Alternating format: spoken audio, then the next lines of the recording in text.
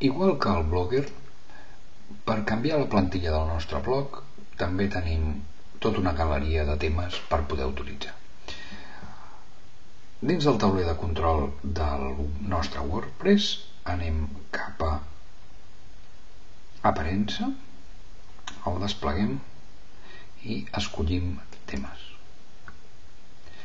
Aquí ens surt una galeria de moment aleatòria on ens ensenyen 15 temes de 89 que en té WordPress, molts més dels que tenia Blogger.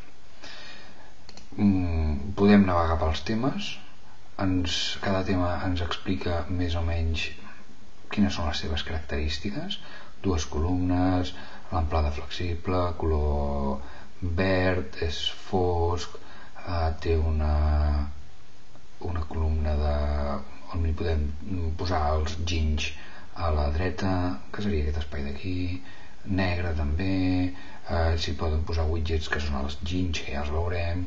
Bé, cadascú té les seves característiques.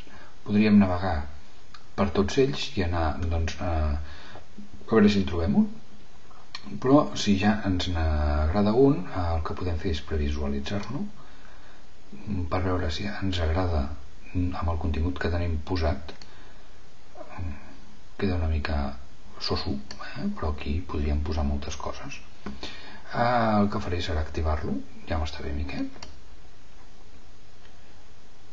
L'activo i ja el tinc. Una vegada carregat el tema actual, el que hauria de fer és flexibilitzar-lo al meu gust. Dins de temes anem a les opcions del tema que tinc ara mateix jo activat,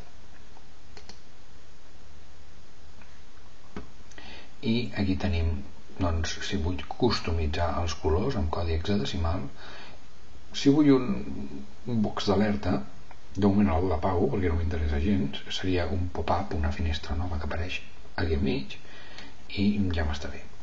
L'altre punt que hauria de veure és com em queda el tema. Que faré serà veure'l amb una altra finestra. Aquest és tal com el tenia abans i aquí és tal com m'està quedant ara mateix. Evidentment faltaria posar una mica de contingut a aquest costat d'aquí. Què és tot això? Doncs són els ginys o widgets en anglès. Tenim a l'esquerra tots les finestres de l'esquerra i les de la dreta i tot el que puc col·locar-hi a dins de cada opció. Moltes històries, fixeu-vos. El que faré serà simplement com a mostra és penjar-hi per exemple les entrades recents a la barra de la dreta. Títol poso entrades recents, 5 entrades ja m'està bé.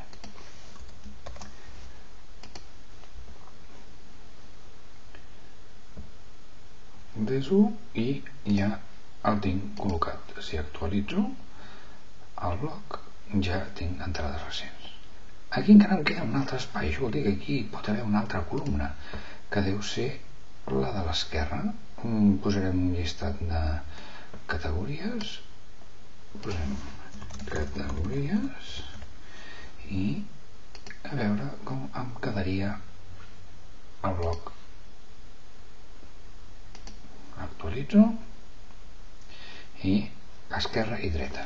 Molt bé, ara ja sé qui és l'esquerra i la dreta pel meu bloc i aquí podria anar actualitzant aquest bloc amb els ginys que m'interessés.